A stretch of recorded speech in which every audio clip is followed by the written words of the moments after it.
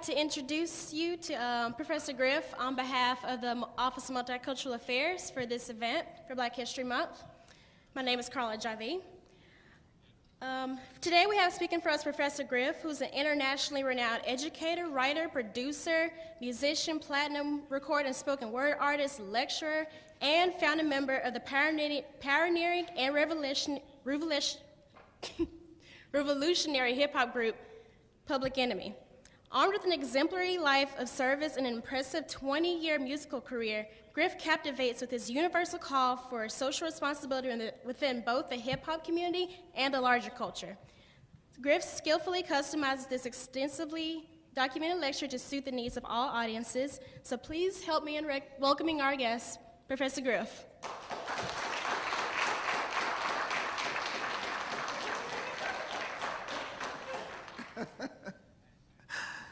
Let's give her a round of applause for that introduction. Carla, right? Okay. How's everyone doing? Good. All right, y'all could do a little bit better than that. All right, hold on one. Okay. I told a few people that I would be here at East Tennessee State, and I told them I was coming to Johnson City. Is that correct? So, you know, some people was just like, where? So, but I'm glad to be here. So, thank you very much for the invitation. By show of hands, how many people have actually went through the museum and checked out the exhibit there? That's beautiful. So during the Q&A, I'd like to ask you some questions about what y'all thought. Is that cool? Is that all right with everyone? I'm hearing like 2 people. Is that cool? All right. I have to personally thank the faculty and the staff being so warm and hospitable. It's not like I get tension everywhere I go, but being Professor Griff, there's just a little bit of turbulence. I'm sure you'll understand that. But I want to thank Khalid El Hakim for inviting me in to be a part of his life work. Let's give him a round of applause.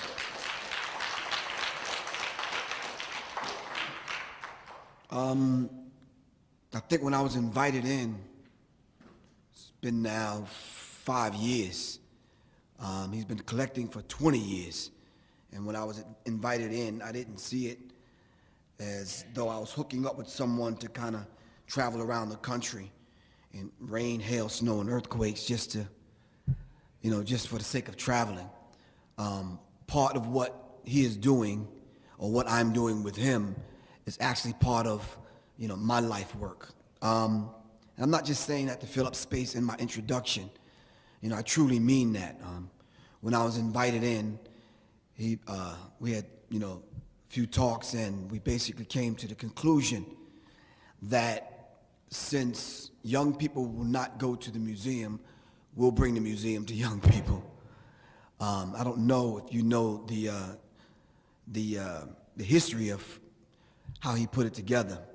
It was young people in the community that got together that gutted out a trailer that actually painted and hammered nails and fixed it up to the point where he hooks it up to the back of his car or to a truck, and we were bringing it to the campuses. How many people knew that? So this is a labor of love, and not to mention that, I think if we had no college campus or no high school to bring it to, we'd probably have to set it up on a street corner. Am I right or wrong? Because it's about raising the conscious level of the human family. The valuable pieces that he's labored so hard to collect. Now, I'm gonna tell you, it's very difficult. You may see how many pieces you have out? 200 pieces out of 1,500 pieces. Every piece was a labor, meaning that he had to find it. It's not gonna come to you. I'm talking about some of the backwoods places in Butt Scratch, Louisiana we had to go in somebody's basement to find some. You ever see the movie Silence of the Lambs? Well, some of them places we had to go to find some of the pieces. So if nothing else, you know, we just need to at least, you know, look at every piece and just use that as parts and pieces to a puzzle that have yet been untold. But the key is you have to finish telling the story. Are you following me? You following me? Okay, I think it was Frantz Fanon, who said, out of relative obscurity, each generation must discover its mission, fulfill it or betray it.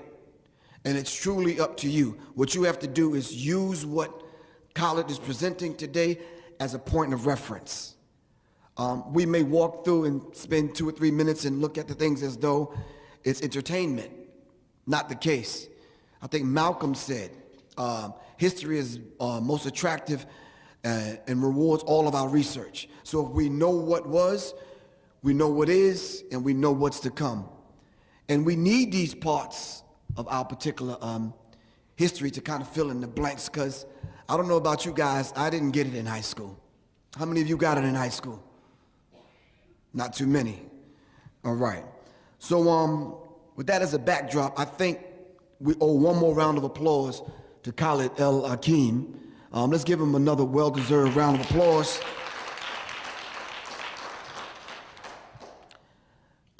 Yeah, I was there at the conference when y'all met. I don't know where I was when y'all kind of hooked up to come to, where was I at, man? Oh, okay. But it's always a good thing to know that the conference actually works this time. I mean, because I've been going to conference for 5 years with you. And a lot of times when you're not invited, you don't think the process worked. But this is, today we can honestly say that the process worked. Someone is actually looking out for your health and your welfare and your extended education, even when you're not, even when you're struggling through classes that you probably are trying to get through. Someone is out there at the conferences looking to further your education outside of these four walls. So once again, thank you all very much for having me. So I think at this point, I think I need to do a disclaimer. Not that we're going to get into anything kind of controversial, but we might. No, I got it. I'm good. I'm going to talk about the exhibit. I'm going to talk about Black history. I'm going to talk about history from a hip-hop perspective on what it means to us in 2011. But I think a little bit later on in the lecture, when we dive into hip-hop, I think we need to get a basic fundamental working definition of what hip-hop is before we go into it. Now, if I ask by a show of hands to ask you to define hip-hop, to me, being 50 years old, coming through the golden era of hip-hop, we'd probably come up with about 4 or 5 different definitions. Am I right or wrong? Okay. Just as a taste test, let me just throw this out there. Who knows the 5th element of hip-hop? Was that you scratching your head, or you just, okay, you counting? He's just counting, okay. Anyone? See, now you're about to make my job very difficult, because now I got to explain the 4 fundamental elements of hip-hop, synthesize it with this 5th element, marry that on to Black history, and bring it up to date in 2011, and that's kind of difficult. So I'm going to need your help. Is that cool? Is that all right with everyone? All right, cool. So what I think I'm going to do is just kind of basically read some quotes to see if we can just kind of set the tone. I'm going to deal with some theory. It may sound like conspiracy theory to some of you guys, but if you're actually living it and it's happening right before your eyes, I would tend to believe that it's not only conspiracy, simply meaning someone conspired and got together to bring about a certain result. But when I started to see these things in hip-hop, it started to trouble me. When I started pointing out the organizations that was responsible for dumbing down the music industry, for dumbing down hip-hop, I started to point them out. Normally I would have my DVDs laid out on the table, and in essence, thank you, in essence, this is how it went down. My DVDs would be on the table, young people would get them, go chop them up, put them up on YouTube, and I would end up getting 100,000 phone calls in a month, which is very critical. Surprisingly enough, 1 or 2 of the lectures that I've done had my phone number, and somebody put it on the internet. So can you imagine my phone number going out on WorldStar and end up getting 750,000 hits. So now that 200 clips are up on YouTube, can you imagine the phone calls that I get? Now listen, I don't mind. It's just that I do mind the 3:30 calls in the morning, breathing hard on the phone, threatening me. That kind of stuff I do mind. Are you following me? So, all right, one last thing. Is there anyone in the audience working for the government? As agents, as you working for the government? Okay, that's cool. You safe. Anyone else? No, that's where you're headed? We need to talk to you a little bit later on then. We need someone on the inside, all right? Okay, she's looking at me like, yeah, right. All right, let me pull this back up so we can kind of get started. I'm not going to be able to go over every slide. This slide was originally a lecture that I was doing in Kentucky, and I was preparing it for 2 other lectures, which a few of them have gotten canceled. So y'all don't mind if I just kind of run through some things real quick. All right, just by a show of hands, how many people actively participate in this thing that was given to us by Carter G. Woodson as Black History Month, which started out as Negro History Week? Okay, let's just set the ground rules. This don't count, all right? So if you're gonna raise your hand, raise your hand. Okay, so everyone else with your hand not up, you just kind of, the little 28 days that they give us just kind of gets by you. Do you need some instructions, kind of like a map, road map, so a lesson plan? The people that had their hand up, I think it's our duty and our responsibility that each one should teach 3. If everyone that had their hand up did so, then everyone would be able to participate in a month that our people have sacrificed, at least for the 28 days that we get. Are you following me? And even if it's the coldest month of the year, we should take it and use it to our best advantage. What do I mean by that? We could celebrate all of the engineers and the authors. We could celebrate all of the people that laid out their life to see that we made it to 2011. Are you following me? So if we was to pour a libation, right, by a show of hands, who do you think we should mention in these 28 days that we're given? We already mentioned and celebrate the life of Malcolm X, right, with the exhibit. The Most Honorable Elijah Muhammad, Muhammad Ali. Who else do we have on the table? Marcus Garvey. Marcus Garvey, who gave us, where's my pen, the red, the black, and the green. And in asking young people, what is the significance of the red, black, and green? You see, we have to notice verbatim. So when we meet students of other different nationalities and ethnic groups, we can have that conversation in the hallways and let them know that Marcus Mosiah Garvey, with the UNIA, gave us that flag as a liberation flag for our people. And the red symbolizes the blood that was spilled. The black is for the people, and the green is for the land, the motherland. All right? Now, mind you, coming right after him was the Most Honorable Elijah Muhammad, who said that the earth is our home. We just use Africa as our throne. Are you following me? So this is a basic conversation that we should be having. But I'm sure that if you stopped anyone that was of Irish descent in the hallway, they'd give you a rundown in the history of not only their flag, but their country and the history. Are you following me? The same with Jews and Italians and Mexicans and everyone else. Are you following me? All right, we're no different. We have to do this. All right? Are you following me? All right, that's cool. Now, pardon me? Right, I was about to get to that. So we could talk about Fred Hampton. We could talk about the Black Panther Party. We can talk about all of the conscious era of hip hop that got us to this point. So just as a small exercise, who do you know that you could mention to someone of a different race that you could have a conversation in the hallway with them to let them know about Black History Month? By a show of hands, who would you mention? Yes, sir. Nat Turner. Why Nat Turner?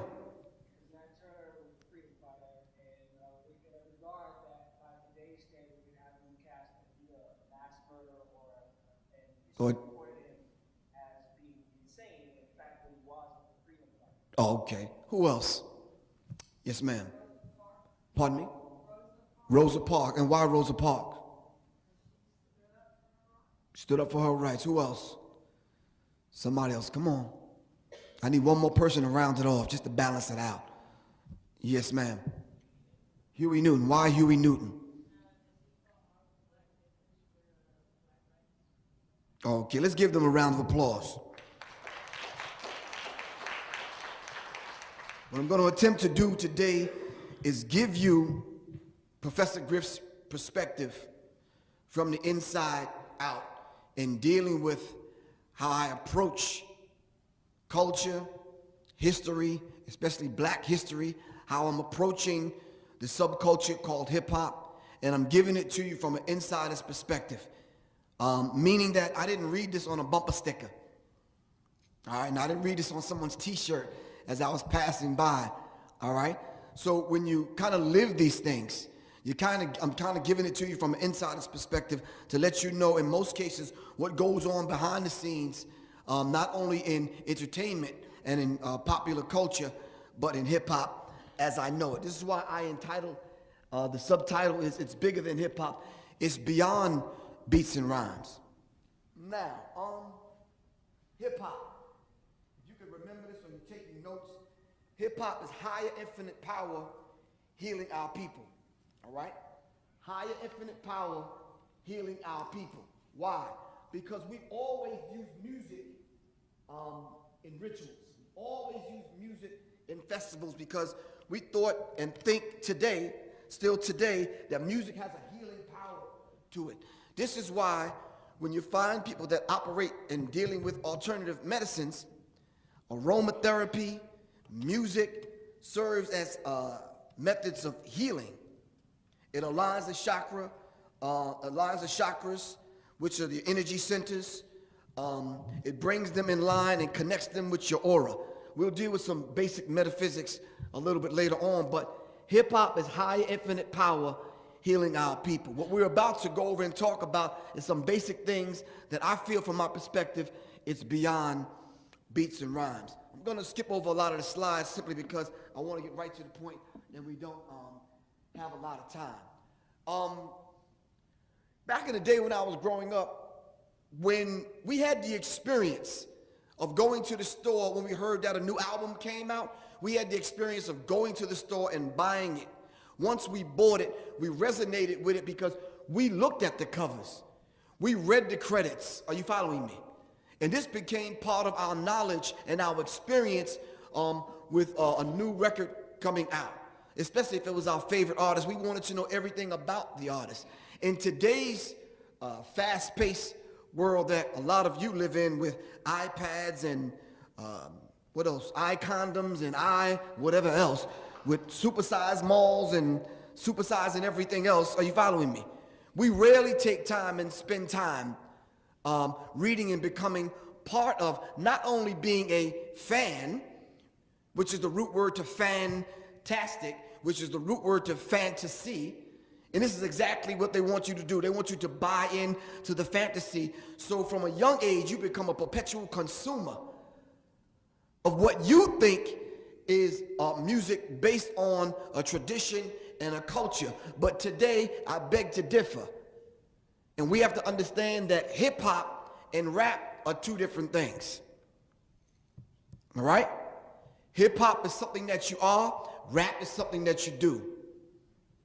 I'm going to let you marinate on that for a minute.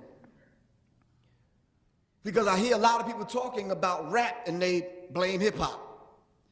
If we had an umbrella, and the umbrella served as hip-hop culture, up under the umbrella of hip-hop culture, you have MCing, rapping, breaking, DJing, and graph writing, graffiti. Rapping and MCing is only one aspect of it. Then to synthesize that, we have the knowledge of self, which brings it all together to understand the four fundamental elements of hip-hop. The four fundamental elements of hip-hop are tied into the four fundamental elements of the universe: earth, air, fire, and water. So there's a spiritual component to hip-hop that we always leave out. We hear a song like Laffy Taffy and listen to it and say, I don't like hip-hop. And then we end up leaving out three of the other elements, and we fall short. Are you following me? Okay, let's understand that. So when we purchased the album, you know, we digested and studied the cover. This is my album that just came out 2 weeks ago. It's entitled The God Damage. So we studied the albums, and in most cases, we tacked them on our walls. I don't know if you used to do that. They became part of what we were about. They spoke for us. Are you following me? Like back in the day when hip-hop first came on the scene, and we was carrying those heavy boxes around with them heavy, expensive D-size batteries. I don't know if y'all remember that. But anyway, when we put it down and we stood in our B-boy stands, whatever song was on represented us. Are you following me? So hip-hop served as a voice of the voiceless. And that's what it meant to us.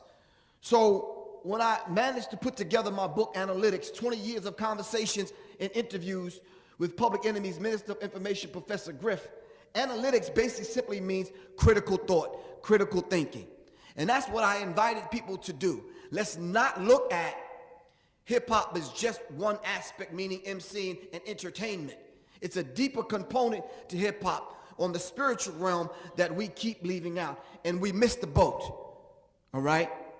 The book that I was putting together is entitled The Psychological Covert War on Hip-Hop. Inside of this book was this particular chapter entitled The Metaphysical Goddessry of the Soul of Hip-Hop, which we're going to talk on some metaphysics in a minute. But what I had to do is take this particular chapter out because I deemed it very necessary to lend credence to the fact that we need to start loving, honoring, and respecting women, especially in popular culture. Are you following me?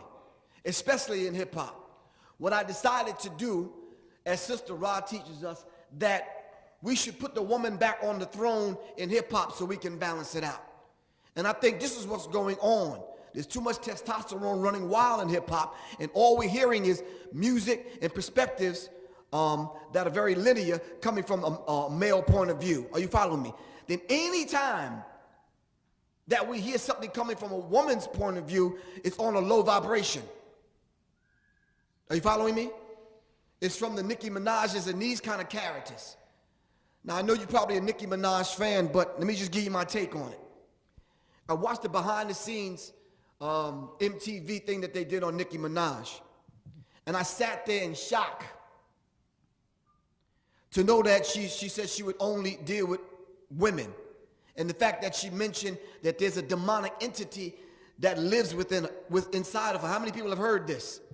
No one, just me. I guess I'm the only one that heard this. Okay. Nicki Minaj says there's a demonic entity that lives inside of her, and she gave it a name. She says it's a male entity that's very violent and uncontrollable. She calls him Roman. I called it demonic possession. Are you following me? And this is what I mentioned several years ago when I talked about Beyonce oftentimes morphing herself into this demonic character called Sasha Fierce. Have you ever heard of this character? Okay. Well, by her own admission, she says this character takes over. All right? And in studying the voodoo, in studying ancient mystic practices, we know what that is. That's demonic possession. All right? So let's push forward. So I had to talk about the metaphysical goddessry of the soul of hip-hop to add the spiritual component back to hip-hop so we can be well-rounded. All right? So when I move later on into the psychological covert war on hip-hop, we would understand. So I have to talk about destroying hip-hop's appetite for self-destruction. I have to talk about the Illuminati's takeover of hip-hop. Now let's just not get really too moved by the term Illuminati. I hear that being thrown around in the music industry and on YouTube. The Illuminati simply means holders of the light, all right? The light bearers. Listen, I think I need to say this from the outstart. You cannot join the Illuminati. Someone came up to me at the grocery store and said their homeboy was about to join the Illuminati. Stop that. The Illuminati is a secret society with subsidiaries that go by a lot of different names. And the only reason why I'm going into this, because I have to use this as a backdrop because I know it's on a few people's minds in the audience. All right? We're throwing this term around and we're acting like it's a glee club or the Boy Scouts, which is not the case. It's an ultra secret society. All right? Started back in the 1800s, and you have to understand that you're just not going to walk up in there and say, here I am. It doesn't work that way. You don't choose them, they choose you. And if by chance you're chosen to be a part of one of the subsidiaries of the, or the subgroups of the Illuminati, good luck. Are you following me? So we have to understand this thing and put it in its proper perspective. Someone's coming out with an Illuminati mixtape. What kind of madness is that? Illuminati clothing line and this kind of madness. So we need to keep things in its proper perspective. What I'm attempting to do today is kind of demystify it. All right, so we can get a better understanding of what this is and what's going on inside of the music and popular culture today. Simply put, we need our history and our herstory told by us to us. All right? If we're going to tell the history of black people's sojourn, not only in America, but coming 9,000 miles in the holds of ships, all right, being brought to America through the Caribbean islands up into America and dehumanized, robbed of a name, language, culture, God, and religion. That story, and even the story of what we went through on the African continent and the glorious history of black people from pre-dynastic Kemet, which you call Egypt, all through the dynasties, right on up to the time that we was colonized and enslaved and put in the holds of ships and brought to America. That story needs to be told to us by us. Are you following me? And there's nothing wrong with other people of other complexions coming to tell the story, but let's just get the facts correct. Are you following me? And we definitely have to check it, simply because every time I come to a college campus or have a discussion with young people and I ask them to talk to me about black history, we always start with slavery, as though we've done nothing else. All right, so let's dispel that and stop telling me that slaves were brought over from Africa. That is not correct. Proud black men and women who were kings and queens and gods and goddesses were put in the holds of ship and brought to America and made slaves. Are you following me? So let's get it correct. All right? Now, Elijah Muhammad said it would be very difficult to free the minds of our people using this bastard language called English, and I'm not being vulgar or foul. All right? So even speaking to you right now, I have to speak and use a language that's alien to the very fiber of who and what we are. Are you following me? Let's push forward. We're going to skip over a lot of things that we don't need to go over because they're kind of elementary, all right? Some things that you should kind of know already. We need to talk about the bridges that carried us over. What you're seeing in Khalid El-Hakim's collection and his exhibit in the next room is part of what I call the bridges that got us over. Now listen, we don't necessarily have to agree with the bridge. How many of you have ever driven out of state and you had to cross some bridges in order to get to the next state or to the next town? Did you get to the other side and turn around and curse the bridge out? No? These are bridges that got us across. These are doorways that allowed us passageway to the next realm. So even when we talk about Malcolm X, you may not agree with everything Malcolm was about. No one's asking you to. But as black people, is that not a period in time in the history that we need to hold on to, know, and understand? Can we not use that as a bridge or a doorway that got us through? Can we? Can we use what Harriet Tubman taught us? When she was interviewed, she was asked, how many slaves did she free? She said she's freed thousands, but she probably would have freed thousands more if they only knew they were slaves. But nonetheless, is it a bridge that got us across? Yes, it is. I don't agree with everything that go down in the black church. But the black church served as a beacon light to us, right or wrong. And it's a bridge that got us over troubled water. Even when I'm sitting across from my opponent in playing chess or checkers, I'm not angry at the dude. I'm playing basketball, I'm bringing it down court. I'm not angry at my opponent. I know I got to get past them, right or wrong. Okay, y'all are very quiet, but anyway, just nod your head.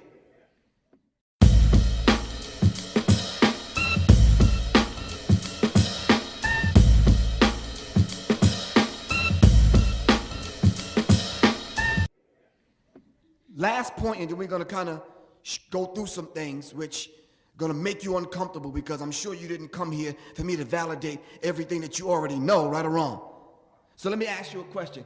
How do we define that which is not written? Thank you. That oral history has to be passed down via the culture. We have to pass it through the culture. So then if I create a hip-hop song or any kind of song, I feel that song should be pregnant with hidden meaning and weighted down, so to speak, with all those things that I need my children's child to understand. Are you following me? So when I pass on to the ancestral realm, I'll know and be assured that they're going to get it. That all you had to do is know the song. Are you following me? So now, this is not to praise the ancestors. This is just to reassure me that I'm putting something in place. So the ancestors are speaking to me from within me. All right? So when we talk about ancestors and role models and this kind of thing, you may look at, who's a popular basketball player? Kobe or somebody? Who else? Oh, y'all don't like Kobe? Who? LeBron James, or whoever your favorite quote-unquote role model is. Your role model could be Little Wayne or somebody. I don't know. But I'm saying that to say this. God should be your primary role model. Are you following me? The vibration in the room is low. I mean, I could look at LeBron James, but if LeBron James is not giving me aspects of the creator that created him, why am I even looking at LeBron James? Hell, he makes millions of dollars to shoot a ball through a hoop. Thank you. So I'm not dissing LeBron James. He does what he does, but I'm saying a ball through a hoop. I went to Disney World this summer to take my granddaughter, and we seen a seal balancing a ball on his nose, and he put it through a hoop. I'm not dissing LeBron James, but I'm saying if I can't see the essence of God in LeBron James and it's going to take me to another level, then I don't know. LeBron James is a conversation at the bus stop while I'm checking my iPad or something. Are you following me? That's it. So when we pour libation and we call on the ancestors to be among us, to guide our deeds and guide our words today while we're having this session, I can't call on the spirit of LeBron James. I truly can't. I'd have to call down Oshun, Ogun. I got to call down Asatiwa. I got to call down all of those ancient deities that I need to guide my words. Are you following me? I have to call down the Mau Mau. I have to call down all the ancestors that I need to get me through this. All right? Now, if you're a Christian and you're sitting in the room, you may be calling on Jesus or one of the 12 disciples, which is cool. There's nothing wrong with that. But I'd have to say, through my lens, I'd have to look at it and say, well, the 12 disciples weren't actual real people. They were aspects of the divine self. So if I have to call on aspects of Paul, Peter, John, whoever else, cool, ain't no problem. But if it's not written, we have to pass it down through the oral tradition, as stated. Now, I had something up here which I really didn't want to go over because I wanted to get into the hip-hop thing real quick, but it kind of blew my mind because I went to visit the Georgia Guidestones. Have you ever seen this? 1, 2 people have actually seen this? Well, these are the Georgia Guidestones, and it disturbed me because I'm just going to cut through the chase. The Georgia Guidestones are written in, I believe, 13, 12, 8, 9, 10 different languages. And they're all basically saying the same thing. And these are actual stones erected in the state of Georgia. So when I went to visit them, it left a very disturbing message on my brain because it actually talked about limiting the population of the earth to 500 million will require the extermination of 90% of the world's population. We have a divine duty as the human family today in our celebration of Black History Month and the celebration of just being humans and coming together to advance humanity. We have to study this and understand that if they're planning on getting rid of billions and billions and billions of people, no one understands that we're responsible for one another. Are you following me? This is a very, very dangerous idea to reduce the population.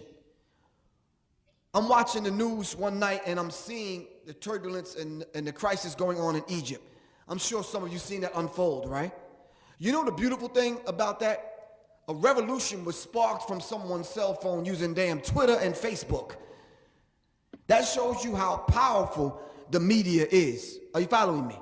That if you can send out a tweet and get 250,000 people to come down in the square to protest injustice, it's a very, very powerful thing. On the flip side, it's good, but on the flip side of that, it's very dangerous. All right? Oprah on her show, did you see when she advertised a free meal at Kentucky Fried Chicken, and you just needed to go to her site and download the coupon and you can go get a free bucket of chicken? And this was ridiculous because there was lines around the corner at Kentucky Fried Chicken. I call it Kentucky Lied Chicken, which is a form of mind control. Are you following me? So we're going to dive into that. All right? The first thing that happened in Egypt was they shut down the trains and shut down the means of communication. Did you notice that? We have to understand that. I'm not talking about we're going to bring about a revolution in America. I'm saying we should bring about a mind revolution in America. A revolution of the spirit. And revolution, let's not get spooky about it. Revolution is complete, constructive, conscious, cosmic change. That's it. So as a backdrop, let's get into this hip-hop thing. For we wrestle not against flesh and blood, but against principalities, against powers, against the rulers of darkness of this world, against spiritual wickedness in high places. Now, these may be your two favorite rappers up here, but I'm sorry. They're not in my iPod. Are you following me? So we have to understand certain things about politics. And just for a few seconds, let me just kind of lay the base, and then we can dive into some other things. The city-states global control brought to you by the international banksters. The 3 city-states. Now, is this a 4 or 2-year school? 4. Oh, good. How many political science majors we have in the room? Please don't try to hide from me. No one studying political science. Oh, that counts. Good. We talk to me. Politics. What is politics?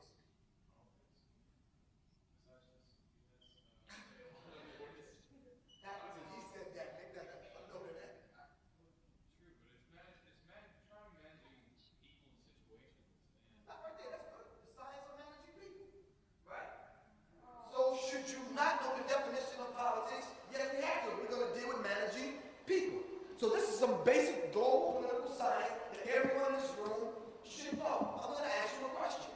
What are the 3 city-states? I don't care if you're young, old, freshman, faculty, staff, president, whoever would like to answer this question, go for it. See, now you're making my job real hard. Because what I did one day in a room full of hip-hop artists, I said it's your duty and responsibility to know what this is, simply because these are the things I feel should be in the songs. So Riri, Tay-Tay, Man, Twan, and the rest of them in the hood can get it. All right?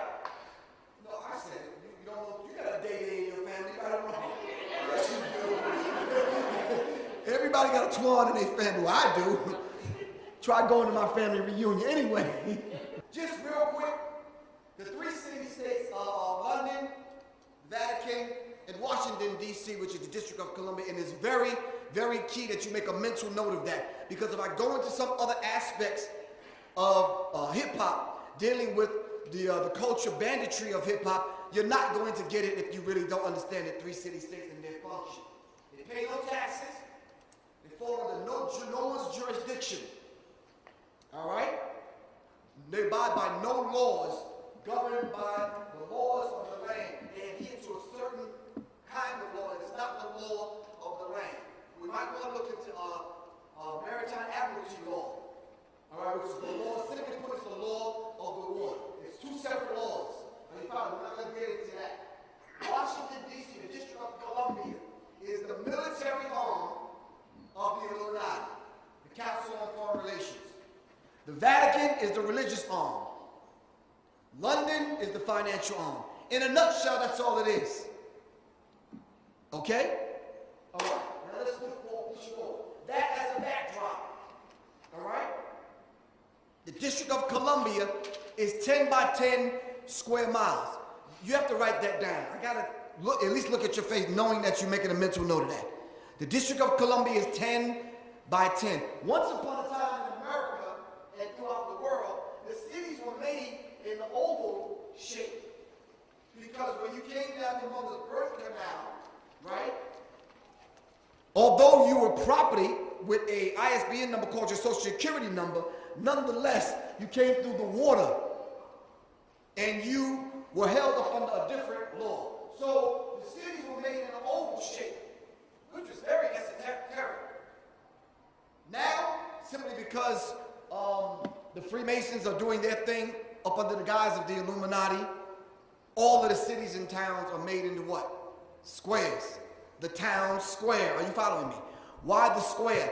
Because it's the 10 by 10 square miles of the District of Columbia. All right? Okay. You got it? They speak the language right past us because we have to become symbol literate, as Michael Tessarian teaches us. All right? We need to become symbol literate. So you may see a beautiful statue outside of the building, and it may be a good art-looking deco kind of piece, but it speaks volumes. And if you're not symbol literate, you won't know how to read it, and you don't know the language and the message that they're using to speak to one another. So what we're going to do today is kind of decode it. We're going to skip over things. You got hit over the head a couple of years ago with change you can believe in. All right, almost two and a half years into it, do you still believe in the change? Okay, something happened in the interim, right or wrong. So we have to understand what took place. Now, Barack Obama admitted some of the songs that are in his iPod. He mentioned Snoop Dogg, Ludacris, and some other people. I don't know why. All right? But when we looked into it, we found Barack Obama brushing off his shoulders, which was, I think, was a song and a gesture by Jay-Z, right? So in my mind, I'm sitting back watching how this thing is unfolding. Now I'm like, why is hip-hop making its way into the iPod of the President of the United States? What significance does that have to you guys? That Barack Obama has his finger on the pulse of what's going on in hip-hop, right or wrong. Later on down the line, well, we're not going to deal with this today. This was an exhibit that was set up, which is very disturbing. And I put this in here because I was dealing with a class a couple of lectures ago about race relations. And this was an exhibit that was set up, and it was entitled The Assassination of Hillary Clinton and the Assassination of Barack Obama. And it was disturbing because they hung nooses. They put black faces on the wall, basically saying you could become the next Negro president. They put the cover of his book up, Barack Obama, The Audacity of Black Hope. But on this wall, they put nappy head holes, which we went through that period, right or wrong. And this was an actual museum piece that was put up. Why some of the pieces that was put up, I don't know, but it was very, very disturbing. Once again, I held hip-hop responsible, and I said, listen, if we're the beacon light and everyone is tapping into hip-hop culture, how come no one put it in the song? How come you've never seen it in anyone's video? Are you following me? Let's push forward.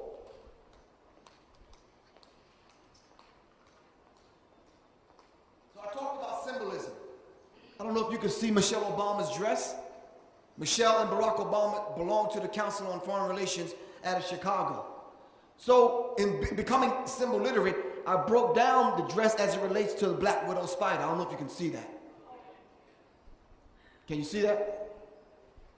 It was very deep on an esoteric level.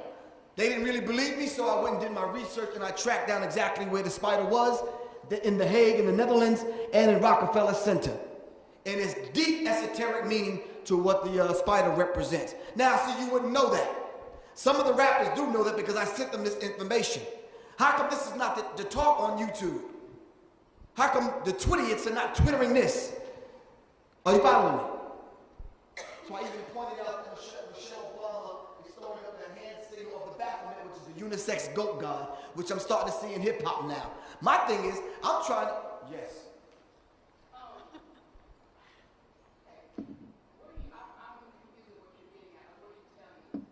I'm saying all this information that we're seeing in society, why is being talked about in hip-hop and in popular culture, when we should be using this to inform one another, to educate one another, to raise the level of consciousness of one another using the medium of hip-hop. That's what I'm saying. Now, I'm not saying everybody has to be a conscious artist. I'm not saying that. I'm not saying that at all. There's some songs that we go to the club every now and then and dance to. It's not some of that other stuff. We have to be careful about what we're listening to and what we're bringing into our homes, into our lives, into our heads, and into our hearts, because it becomes part of you. Are you following me? That's what I'm saying in a nutshell. Beyond that, on a deeper level, on a psychological level, I'm saying to you that there's some things that are hidden in the popular culture that you're unaware of. That until somebody brings it to your attention, which I'm going to show you in a few minutes, it would probably blow your mind. That if you only knew that it existed, you'd say to yourself, well, how do I fight against this? But if you don't know it exists and you don't know how to become symbol literate, I'm not going off on a tangent, I'm answering your question. Are you following me?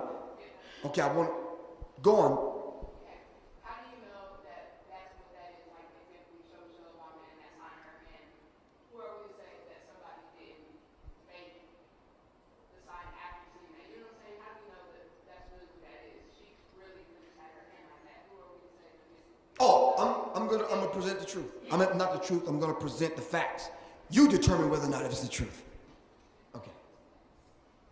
We're not gonna talk about the highest level of the Obama administration because I want to get to this. I can mention some people that you're probably unfamiliar with. So let me get right to your point, all right? I truly know and understand, not believe, that it's mass control engineering human consciousness. And these, are you writing this down? Because these are the actual programs run by the CIA and run by the FBI. You could write down and go look up in Google Project Monarch, Project Paperclip, MK Ultra, and MK Delta. It'll give you stacks and stacks of documents documenting these particular programs, these mind control programs that they've tested on the American people. Yes. Pardon me? Okay, we can start with MK Delta, and MK Ultra, Project Monarch, and Project Paperclip. All right.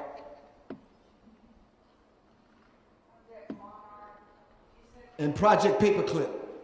I'm going to run through this as quick as I can because I need to show you. All right? Anybody heard of Cat Williams? Oh, you kind of heard of Cat Williams? Do you remember the part of his little comedy routine? He says everyone needs some good white friends.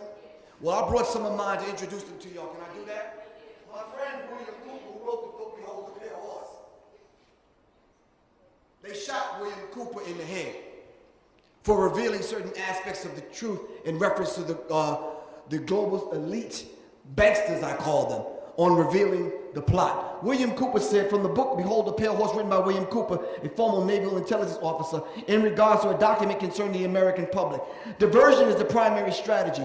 The simplest methods for securing silent weapons and gaining control of the public is to keep the public undisciplined and ignorant of basic system principles while keeping them confused, disorganized, and distracted of matters of no real importance. I'm not going to read the whole thing, but can we just kind of piece that apart for 1 second?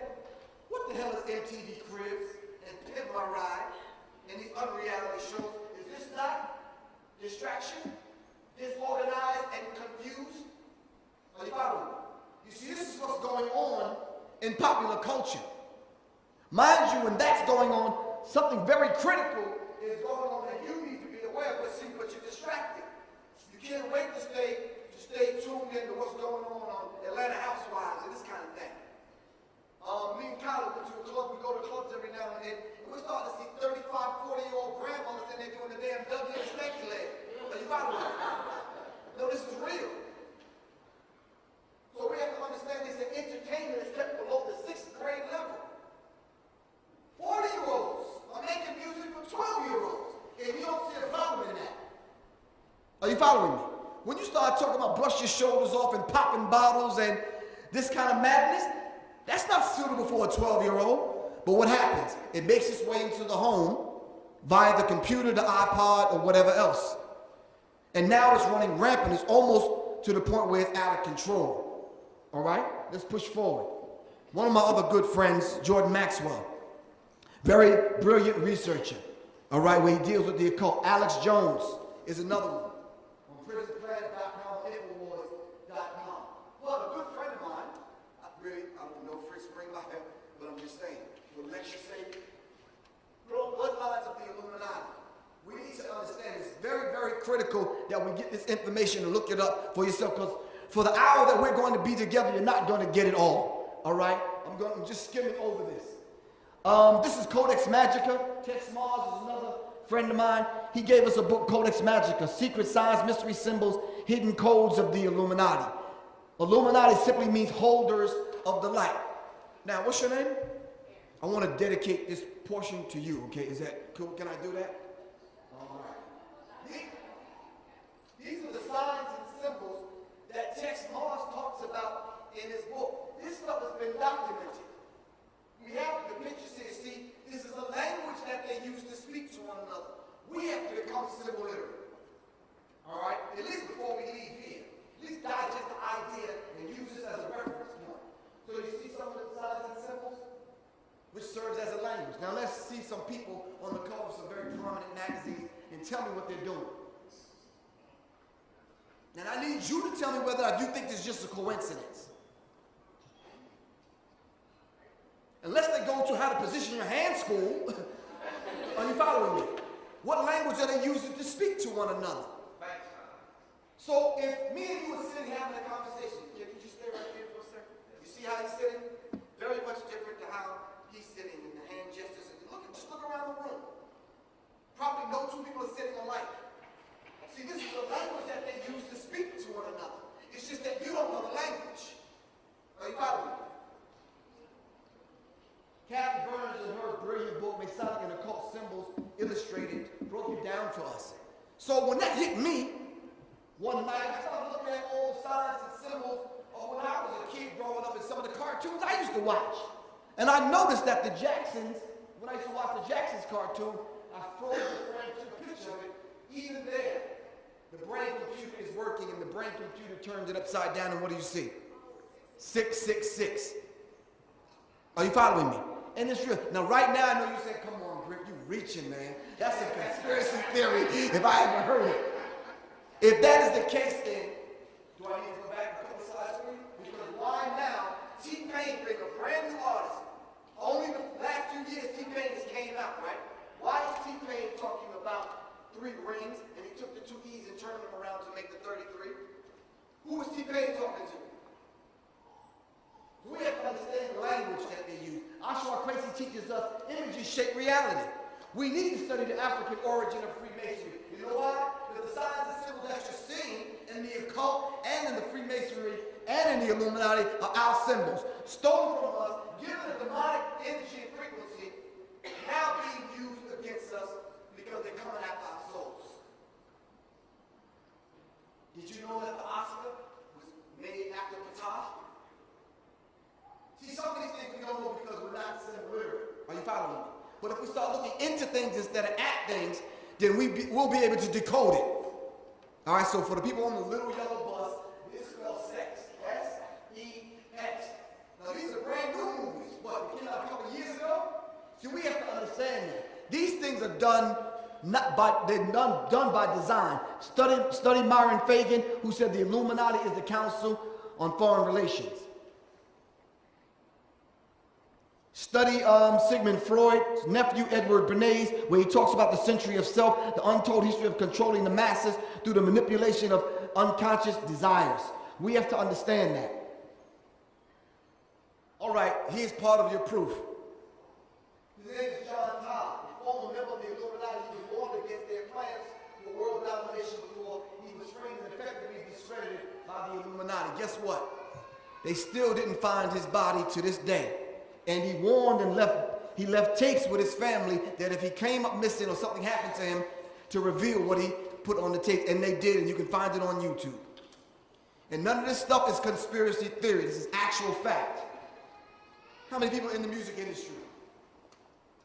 Anyone in the music industry? Anyone that know anybody in the music industry? Why is all of the albums that come out, they always come out on a Tuesday? Is it an accident? No, it's done by design. All right? Tuesday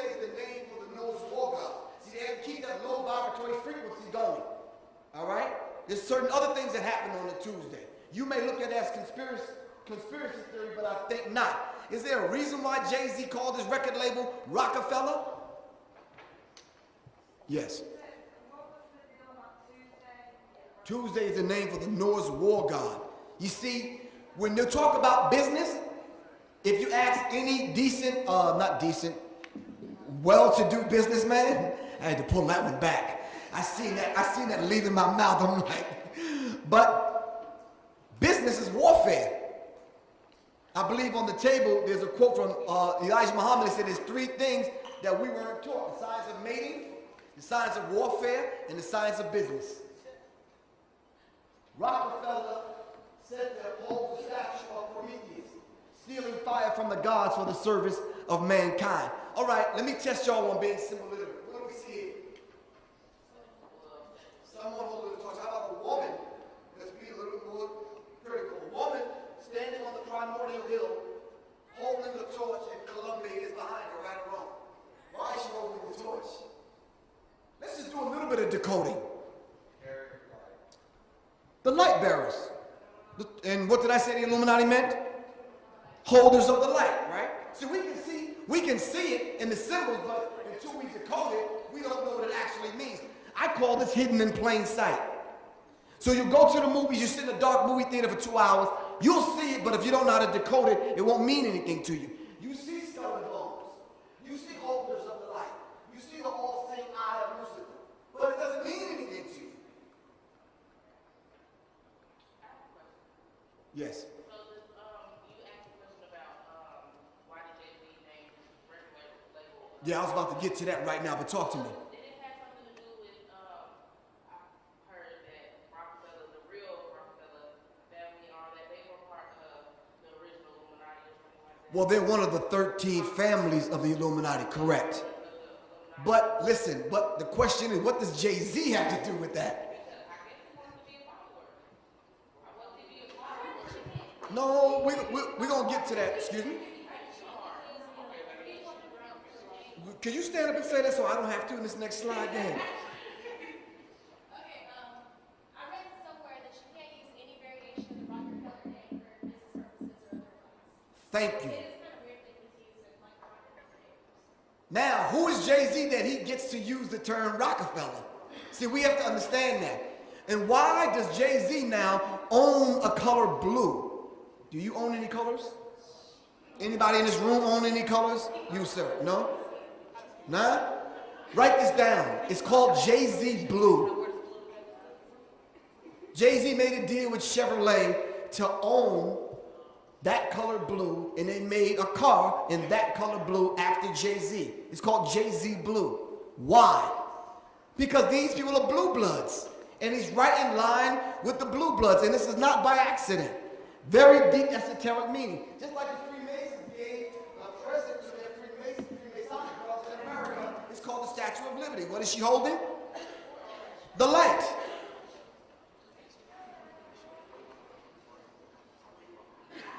This is what you see Michelle Obama holding up. The back on that. The unisex goat god worshipped by men such as Alistair Crowley, Albert Pike, and Jacques de Molay. What does all this have to do with hip-hop? They let the signs and symbols on the money bill. If you only knew how to read the money, we would understand it. But we're not going to deal with that today. Numerology is involved, yes. Some conspiracy theory. Isn't it amazing now that every Friday they give Jesse Ventura a couple of hours on TV now to explain this kind of stuff? Which is very critical to me because all the things that Jesse Ventura is going over is really, truly old. This stuff is dated. This is the stuff that we should know already. Are you following me? We should know about the 9 squares in New Haven, Connecticut, because New Haven, Connecticut is the birthplace of the Skull and Bones Secret Society. Why Skull and Bones? Because George Bush and some of the other presidents came through the secret society called the Skull and Bones. Tic-tac-toe sign, all adds up to 6-6. Every watch ad, the time is always 10-10. Why? Because the District of Columbia is laid out in 10 by 10 square miles.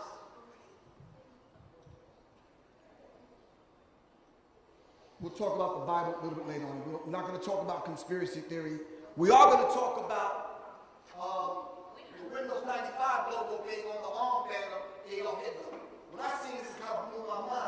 know the Jordan Maxwell's website. I'm saying, now what's the connection between Bill Gates, the Bush family, and Hitler? And I found the connection that Prescott Bush and his father's father kind of did business with Adolf Hitler. And I'm saying to myself, this is blowing my mind. What does that have to do with their present administration? I'm going to tie it all in.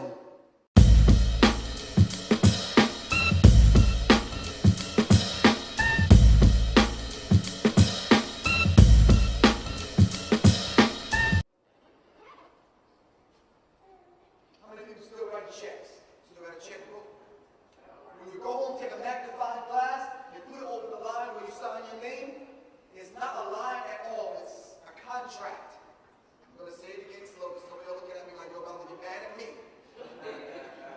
It's a contract. If you take a magnifying glass and blow it up, it's an actual contract that you're signing. That every time you sign your name on the dotted line and you pass that check across the counter, you're giving that person access to your bank account and your finances. Are you following me? All right. All right, let's talk about music now. Music and speaking sounds. Music is used to calm patients in hospitals, to stimulate sexual arousal, to get shoppers in the mood to spend money, excite crowds at football and basketball games. It was used to communicate to soldiers in the battlefield, and rituals and ceremonies, all right, and religious rites. Let's understand that. I talked about Beyonce morphing herself into Sasha Fierce, which I said was demonic possession, all right? Let's take a look at this. LeBron James said he was happy to be on the cover of Vogue. So we're talking about Black History Month and putting the pieces of the puzzle together. This should be a shame. Are you following me? But instead of looking at it, let's look in it. How many people notice the horns on the top of his head? See, we have to become symbol literate and understand what's going on. This is the second Vogue cover that I just showed you guys. Now, what's up with Vogue magazine? Are they being used as a front company? Are you following me? We have to understand these things.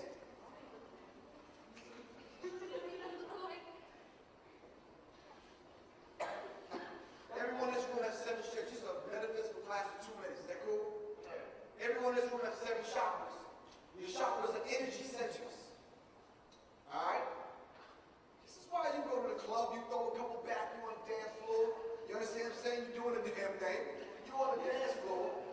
And now, really, truly, the music is kind of taking over because it's hitting you at your energy centers. And you can't help it. Women, how many times you've heard a song and you ran into the dance floor? Oh, this is my song. And you start dancing. What happens in that process? It takes over and you almost lose control. You don't kick your damn shoes off. The pantyhose are running and you out there on the dance floor backing up. Am I right or wrong? So now we have to understand your energy centers. What happens in that process? I'm going to tell you a true story. Around the holiday time, I'm in the Kroger at Kroger's. Y'all got Kroger's out here? Yeah. Okay, I'm Kroger. And in the background is the Rudolph the Red-Nosed Reindeer song. Now, I'm not really into Christmas like that. But it's hitting my subconscious mind. I'm in the car, Rudolph the Red-Nosed Reindeer. I'm like, how did that happen? What process did I go through in the grocery store, right? That I went through a process that these songs and this was hitting my subconscious mind that I remembered it and started singing. You see, they got the same 13, 14 songs on the radio every single day. Repetition is the mother of learning. Repetition is the mother of learning. 90% of all communication is what? Non-verbal. It is non-verbal. So what you cannot hear and what you cannot feel is actually hitting you at your lower chakras. And your lower chakras are responsible for your urges and your desires. This is what gets you on the dance floor. Those low vibratory frequencies in the music are hitting you at your lower energy centers and it's getting you on the dance floor. So now, you feel it. And then now, subconsciously, the words have made its way in because you opened up to it. And guess what else happens in that process? When you hit the club, you drinking the thing that older people in the audience call your spirits. What are the spirits? Wine, beer, liquor. That's what you do. So now you're wide open. You don't got the spirit in you and you got the spirit and the music is hitting you at the low vibratory frequencies. Now you go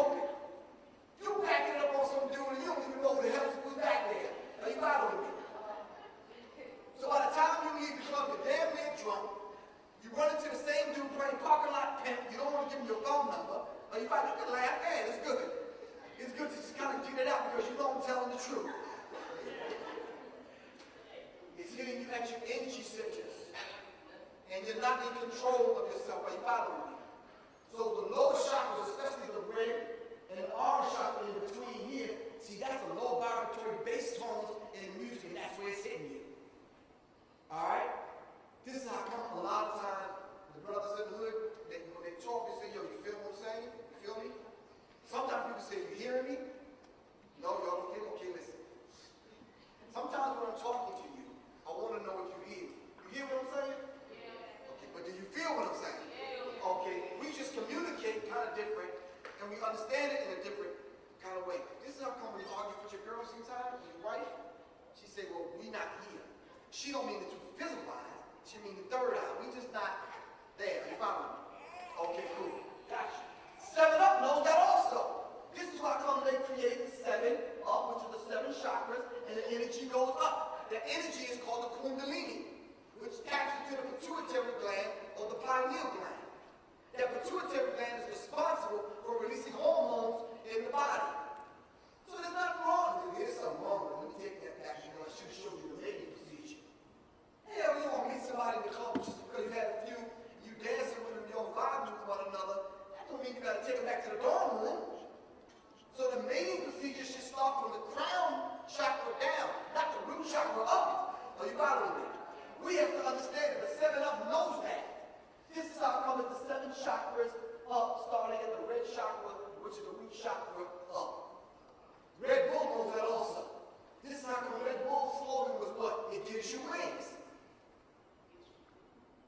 It also gives you anxiety, dizziness, headaches, jitters, and normal state.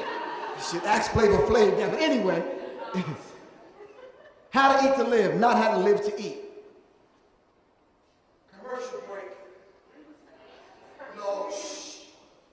When rap or hip-hop gets to this point, it's a rap. Honeydew, cheese doodles, or whatever the hell, stop that, man. But if you are still eating at Murder King, McDevil's, Pizza Slut, Kentucky Fried Chicken, McDevil's, Drunken Donuts, Toxic Hell, if you still eating at these places, poisoning the Temple of God, all right, you're actually doing yourself a disservice. Now, I ate some stuff in the cafeteria that was kind of good.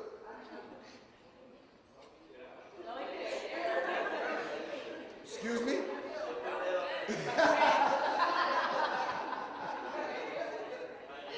Straight up on the real, this stuff is not food. You put this stuff in your body, it actually interrupts the frequency.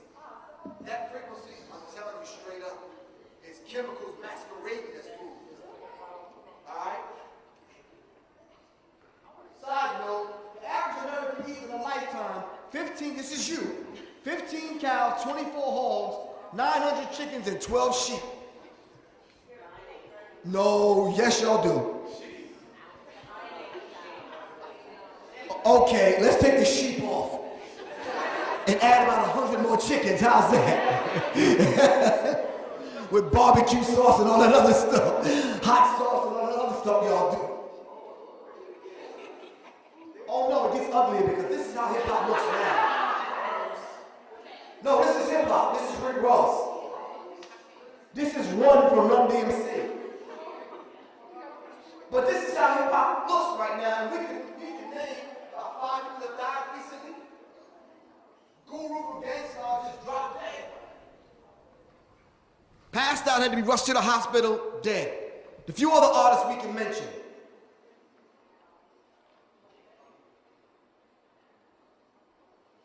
All right, here's the taste test. Can I get an assistant? Can someone help me decode the McDonald's sign? Because I'm sure y'all ate, I think people ate at McDonald's. Oh, maybe one of y'all can help me. What do y'all say? You ate there the other day? Okay, just do me a favor, just practical, for all practical purpose, help me decode what's on the screen and then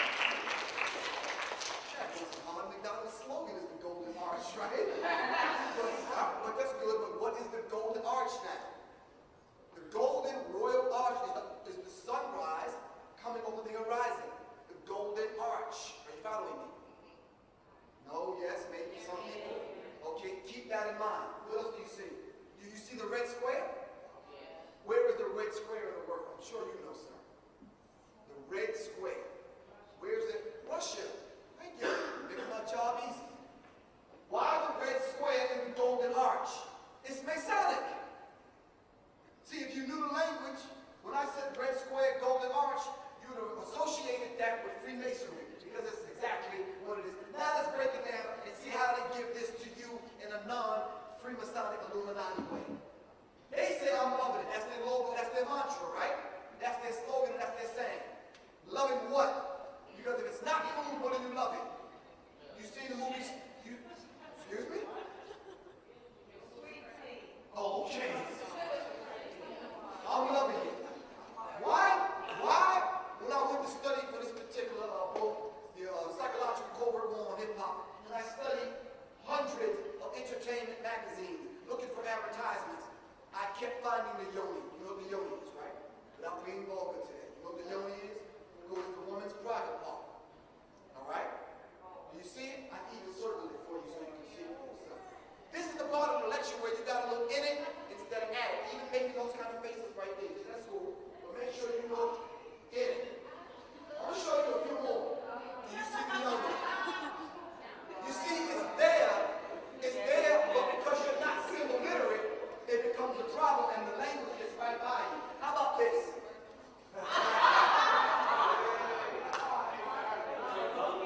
Baby, little. Why are men so attracted to the Dodge truck?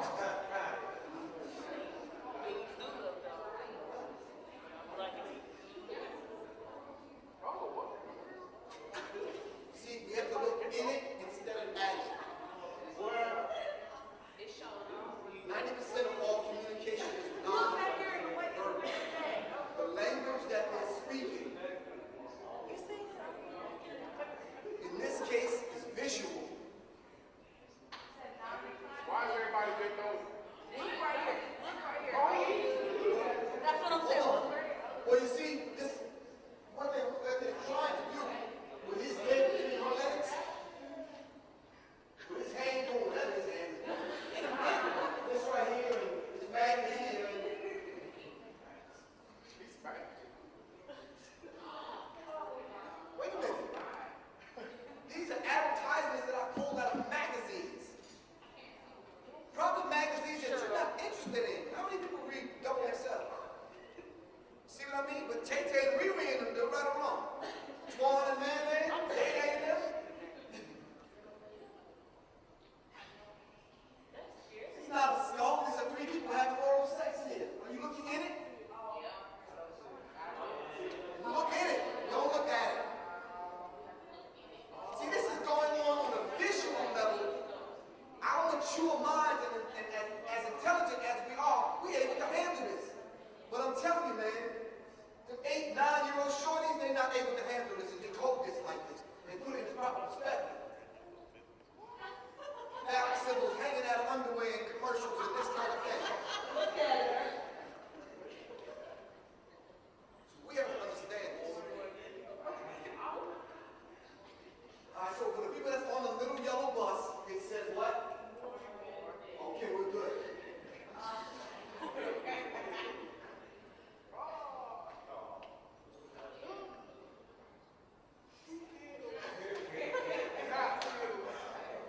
Some of the people are still trying to figure it out. Let's help them with it. It says berry sexplosion. And why are they using the red root chakra? Are you following me? You see, we have to understand this. I'm just showing you what's already out there. I'm not making this stuff up. This is already out there. See, if we know how to look at these logos and these mantras and decode them, we figure it out. Why do they keep using the three, which is the NBC, the ABC, and the CBS? Why do they keep using the square Freemasonry superimposed over one another? How about the circle within the circle within the circle? How about the blue square that we keep seeing? All right? How about holders of the light, the torch? How about they play this off as a shell that's really a rising sun? All right? How about the double square Freemasonry superimposed over one another, giving us an idea of the Galilean dialectic principle, the problem-reaction solution, which is controlled by the same people? How about something basic like Armand Hammer?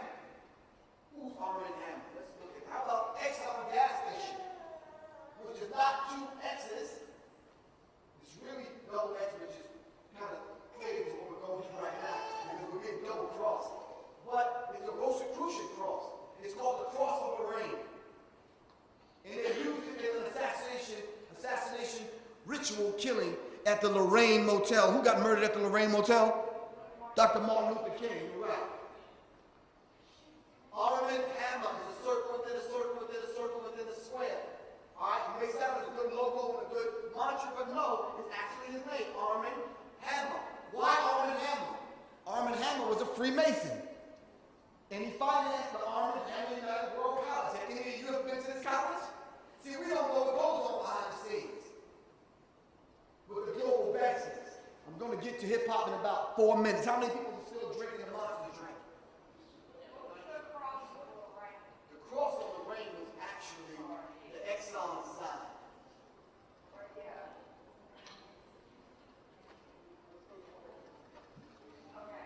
All right, so back to the Monster drink. You said you drink the Monster drink? Okay, well, let me stay on here. Did you know that in Hebrew, this is the number 6? Well, I wrote some research to show this is the number 6, and that's the Monster drink. So actually what you're drinking is 666. I want to put that drink up for the simply because we wear the logos, we drink the drinks, and now that demonic energy, all right, not only resonates with you, it becomes part of your spirit, and you become. Are you following me? Now I know you say that's far-fetched, man. I'm gonna prove it in a second. Dr. Dre headphones just came out a couple of years ago. They made a couple of commercials. This is one of the commercials where they show you the 666. That may have gotten by you, but I'm sure this one didn't, because I seen it in the cafeteria. Sure, advanced knowledge of the symbol being singular. What does that can say? Don't know. Take a stab at it. Just what does it say? Sun kiss. Absolutely not. It says sin kiss. It's the S-I-N-K-I-S-T. Are you following me? With the orange root chakra behind you. See, we have to start looking into things instead of at things. Are you following me? This is the Coca-Cola bottle shaped like a woman. But if you look close enough, you look in it instead of at it, you'll see someone having a very, well, I can't say a good time, but it says feel the courage. What does this mean? Someone is doing something very, very sexual in the ice cube from the bottom. But you see, this is geared and aimed at young people. Are you following me? We have to understand this and guard against this. This one says, made by the best. But when you turn the advertisement upside down, what is she doing? Thank you. What's the Sun Kiss? A great programming. Excuse me? The Sun Kiss, a great programming. Oh, simply because it doesn't say sun kiss, it says sin kiss. But it says a great programming. Yeah, because they want you to focus in on the sun kiss and actually stimulating the chakra. And the chakras are red, orange. Alright, follow me? They put 2 Pepsi cans on top of one another and it's spelled yes. I don't want you to get cramped in your arm. I got one thing I wanted to ask you. Is this the same thing like, do you know anything about Disney? You ever seen the Disney? Yeah, we're gonna go over that in a minute. Okay. Would you like to help me when I get to that part? I have to go. I Well, gotta go. we'll Twitter you, all right? How's that? Okay. All right. Got you. Oh, no, that was a picture I took in L.A. when I went to the bathroom at this little, it wasn't, one of them kind of places anyway. All right, so these are the 13 bloodlines. I'm going to get to this hip-hop thing. I want to give you, just after I lay this out, I want to dive into the hip-hop. I got to skip over a lot of things, but these are the 13 families. As she's leaving, I was going to mention Disney, Rockefeller, Kennedy, some of the ones that you're familiar with. These are one of the 13 bloodlines, and you see everything that they control. Any names up here that look really familiar? How about AT&T, Bank of America, Bristol Myers, Johnson & Johnson, ITT, Chrysler, CNN, New York Times.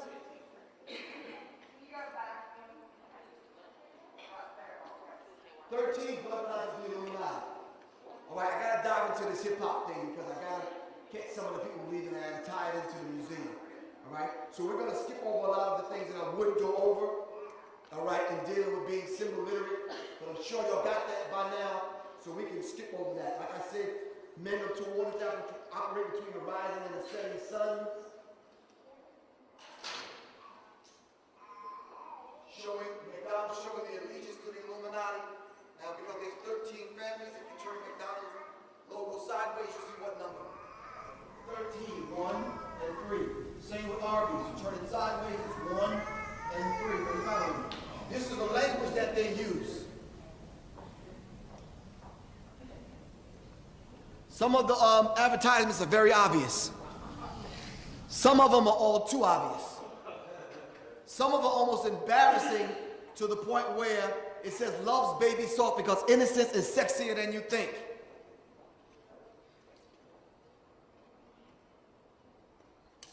Okay. We were just about to talk about Disney, but what, did I miss something? Oh, okay. Very interesting.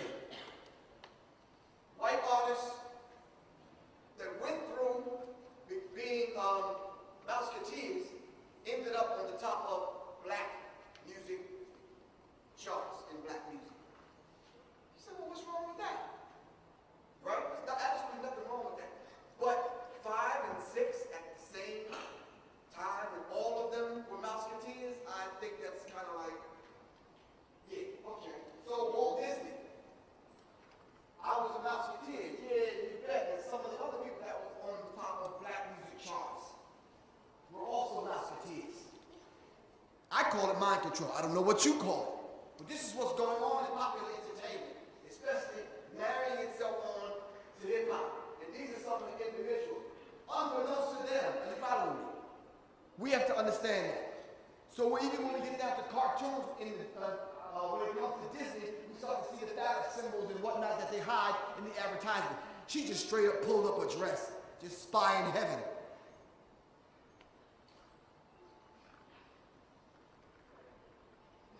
In The Lion King, it spells out sex.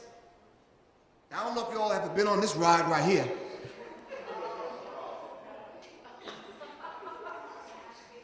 No.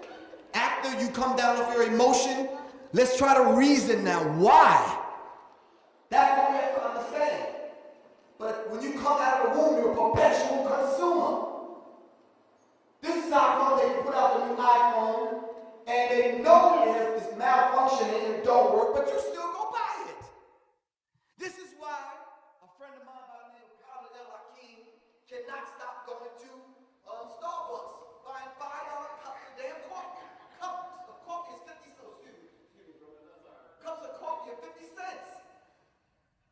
Why are we spending $5? Don't you want me $20? You okay? How did they pull it over on us, though? You go anywhere else, coffee is 50 cents. You go to Starbucks, you're paying $5, and you don't mind. You see, they said, I heard one time, Americans are the only people that will fight for our right to be destroyed. Advertisement that went up in the 70s from United Colors of Benetton. Demonizing the black child, but celebrating the white angel. Demonizing the black child. These are advertisements. This is what I'm pulling out of entertainment magazines, and I'm sure that one got viral, but nonetheless. No, we can't do that. We'll just have to catch up on the little yellow bus. Hold on 1 second. Don't go nowhere. Just want to bring a few more things to your attention, and then I'll close, and we'll break the museum down. Can we do that?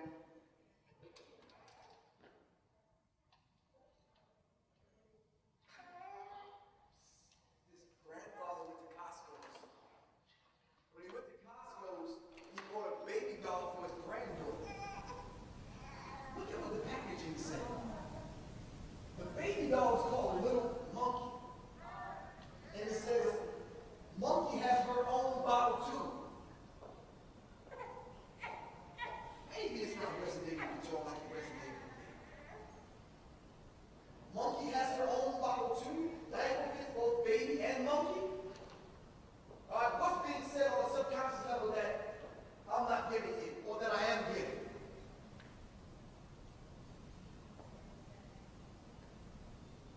Oprah went to Australia recently, in Melbourne, Australia. She seen the Mammy dolls being sold. As much money as Oprah had, she could not stop racism that day. Are you following? She couldn't write enough zeros on the check to get this woman in that store to stop selling the Mammy dolls. It's a lie, and well, we have to understand that, and it's going on in hip-hop. So let's take a look at some of your favorite artists. Now, you can respect the fact that I should respect Drake as a fellow recording artist, all right?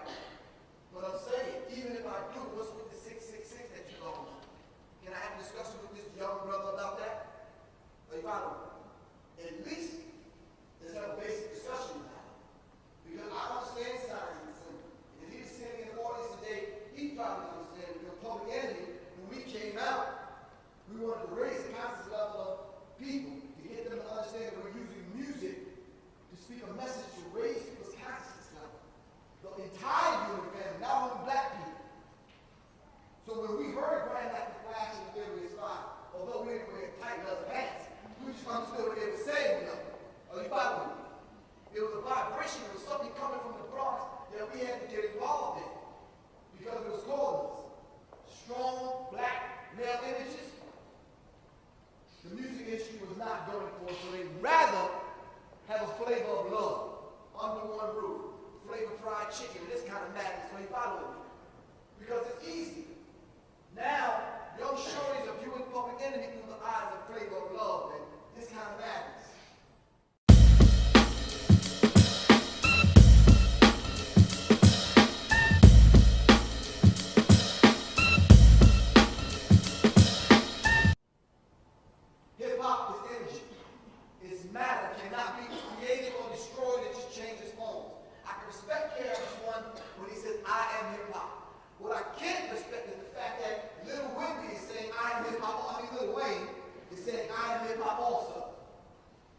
Nothing about what Lil Wayne says and does in his music says hip-hop. Hip-hop meaning breaking, DJing, MCing, and rap writing. Or knowledge yourself. Sagging is niggas spelled backwards. How did that happen? How about if you go and you spell Illuminati backwards and you just put a .com after it, you come up with the National Security Agency? Is Griff making this stuff up? Absolutely not. This is by design.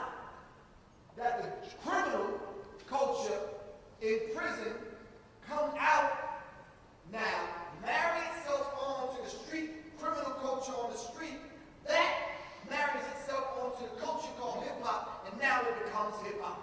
So now when you see someone sagging, which is niggas spelled backwards, you identify that with hip-hop. Why? Because it's by design. Now the butt crack becomes a new cleavage on the street. And now cats are running around, older cats are running around now, being predators, coming after young boys. Are you following me? Because everybody walking around with their damn underwear showing. Try saying something to one of these young cats, man, you got an issue. You damn near got to fight. Are you following me? He just said, be respectful, man. Pull your pants up, man. There's women present. Like, nah, son, it's my style. Son, come on, dude. Can we at least reason from an older man to a younger man? Are you following me? But you can't tell Lil Wendy that. Because in front of millions of people, Lil Wayne is showing his Fruit of the Looms or whatever, Joe the Boxer or whatever he has on. Are you following me? Yes, there is a rap COINTEL profile, and I'm going to sum it up. Tiffany McKinney gave me a phone call, and she said the counterintelligence program is in full effect, and it's in the Patriot Act 1 and 2. Originally, J. Edgar Hoover wanted to stop the rise of the Black Messiah. I said they heard hip-hop, and they said hip-hop is the voice of the voiceless, and they had to neutralize hip-hop. And we have to understand it. So when I started studying mind control. I started studying controlling the consciousness of the masses of the people by controlling one individual. That if you can control Jay-Z, everyone that's a fan of Jay-Z and buys into Jay-Z's fantasy, you can control them too. Are you following me? and I have proof of it. Went to the Jay-Z concert, 30,000 people for 30 days. Jay-Z throws up the so-called rock, and you got 30,000 people throwing up, giving energy to this demonic entity. The I, all say I, Lucifer. But the Tavistock Institute of Human Relations by John Coleman at Tavistock in England. He's the same gentleman that wrote the Committee of 300. I'm not going to read the whole thing, but down here it says the aim of the 12 tonal system devised jointly by British intelligence operatives from Tavistock. Adorno, Schoenberg, and Adorno was a system of music that could program a mass music culture capable of eroding the morals of its listeners. Music eroding your morals when you listen to it? What are they putting in the music? That if you keep listening to it, your morals will decline.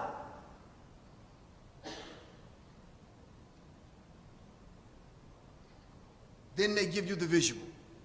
So Viacom, with its Viacom through MTV networks, BET, Buffoon Entertainment Television, and VH1, along with MTV, brought you Nelly in his video Tip Drill, where he takes his credit card and slides it down the backside of a woman. No outcry from women. Why not? Because you know, yeah, Jay-Z be spending, Nelly be spending. That's my favorite artist. So you let him, you give him a pass when he disrespects women, and then you write it up by saying, well, he ain't talking to me. Yes, he is. What makes you think he's not talking to you? Or about you? Flavor Flav on Flavor of Love wearing pink, calling himself a pimp? Dude, you come from the most politically conscious, socially conscious hip-hop group ever in the history of music. How dare you go on VH1 in front of 7.5 million people calling yourself a pimp? Something is wrong with that pitch. Snoop Dogg, at the awards show, walks down the red carpet with black women on dog leashes, and no one saying anything? This is what rap has become. His gun says black killer. His hat says pimp. The other part of his hat says slave mind. His arm says true hater. The tombstone says another black person killed by another black person. On her butt it says self-hater. The little baby is holding a future prisoner. This is what rap has become. Why? Because they have changed our music to vibrate at a sexual frequency. A frequency and beat that creates a mental sexual frenzy. On the cover of the Source magazine says, our rap is the new target of the criminal injustice system. A friend of mine by the name of John Matash wrote the book, The FBI's War on Tupac and Black Leadership, and connected the dots using FBI documents. He connected the death of Martin Luther King and Malcolm X to the death of Biggie and Tupac, J.M. Master J, Jimi Hendrix, and other revolutionaries. So in my further research, I discovered the first millennium edition of the American Directory of Certified Upper College on page 236. It talks about how young whites and entrepreneurs would come in and they would install new leadership over the hip-hop movement and begin to promote the nefarious niggerization of rap music. And they did so, using NWA. It says here that the biohistory of hip-hop is very explicit about the root of this obvious new trend, warning that acting like a nigger was about to become more lucrative than ever, and they pulled it off with NWA. It says here that they point out that rappers like KRS-One and Public Enemy became strong positive forces for black youth. A group called NWA, Niggas with Attitude, emerged with an explicitly opposite point of view. NWA neutralized Public Enemy. So listen, so by the time this album here, The Chronic, came out, it had already neutralized conscious hip-hop. It was a rap. That's it. NWA, while they were being hunted down by the FBI, they were used to put out gangster rap and neutralize Public Enemy and the conscious movement. Are you following me? So then it went from gangster rap. What was the next phase? Thugging. Then we were balling out of control, making it rain and all that kind of madness in the club. Then it morphed into the pimp phase. Everybody wanted to be pimps.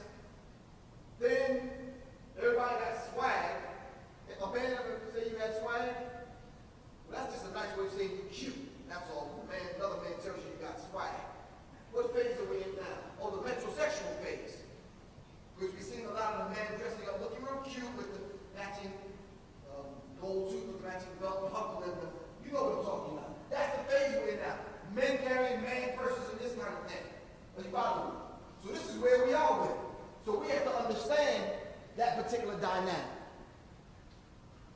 I'm trying to, well, this is a dossier made into a DVD. It's called Hip Hop and the Cops. And this is the dossier that Miami and the New York Police Department was using to do surveillance on rappers, brought to you by the DEA. Now, some of the people that I'm going to show you were involved in drugs. But why is the DEA investigating them? And why did they come up with a multi-jurisdictional task force called high-intensity drug trafficking area? To frame certain artists. They even admitted it in this book here that they would, if they didn't have an incident, go down at the video shoot with Busta Rhymes got his body shot down in front of hundreds of people and nobody seeing anything. T.I.'s bodyguard gets shot down and nobody seeing anything. KRS One says you want to get away with murder, kill a rapper. And this has become a reality with rap artists. So you follow me? So, gentlemen up in New Haven, Connecticut, wrote a letter to the FBI, the Miami and New York Police Department, and asked for the dossier that they were using to do surveillance on rappers, and they sent it to him. He took it and made a DVD, and these are some of the pages out of that particular dossier. If y'all know some of the people on here, I guess it's not by accident. That would be Puffy. What was the High intensity drug and trafficking area. It's high.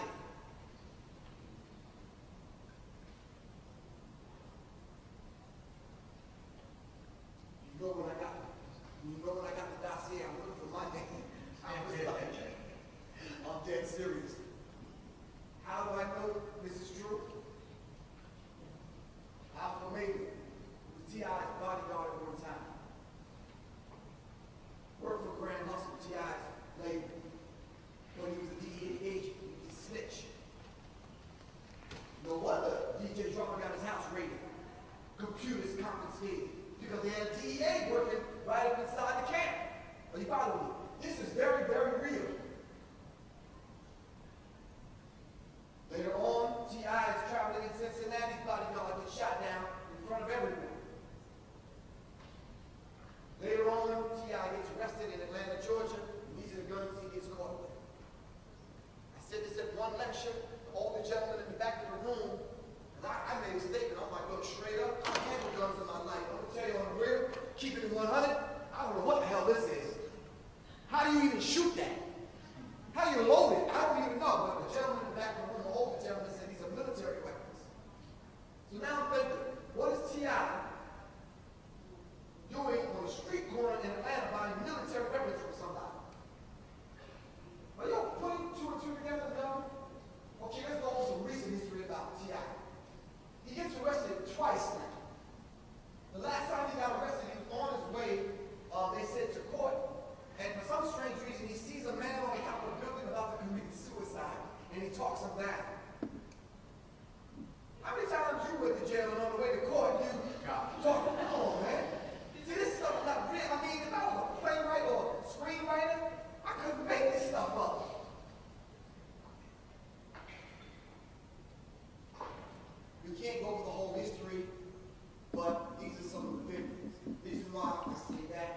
Unbeknownst to Michael Jackson, who admitted, and it's on YouTube now, who basically was trying to frame him and kill him, is dead. The sad part about it, when my research team get together and we talk, and we exchange information, that I was just saying to myself, okay, it's a black doctor, but it's deeper than that. I'm sorry to say it's deeper than that, because he's on trial now, but it's deeper than that. He's a Freemason. But now, who is he connected with? Where did he get the drugs from to give to Michael Jackson? See, these are the questions that we're not asking. Are you following me? How many years ago did I mention that Ludacris would be next? I got a call from Raheem Devon. Anybody know Raheem? Raheem Devon gave me a call, asked me did I want to do the Soul Train musical awards with him. I said, cool, I'll do it. What song are you going to do? Just so happens to be the song that he did with Ludacris. Now, as y'all know, Ludacris doesn't like me, which is cool. So backstage and trying to have dialogue with him, I'm just kind of trying to school him about this Illuminati thing that's going on.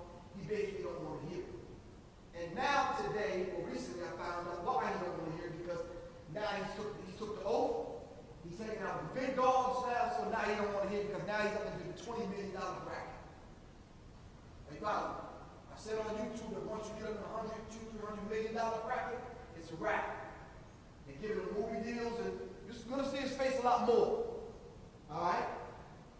But at the same time, you got a foundation which you handle children.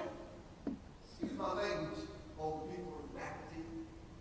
Dude, his song is, move, bitch, get out the way. Come on, you handling children? Holes in every area code, and you handling children? You go to Africa, the first black man from America to shoot a video in South Africa, and you wear a Marcus Garvey t-shirt, and the song that you do is pimping holes all over the world? No, I gotta take offense to that. I'm sorry, dude. I'm very offended. As your older brother. You may think it's artistic.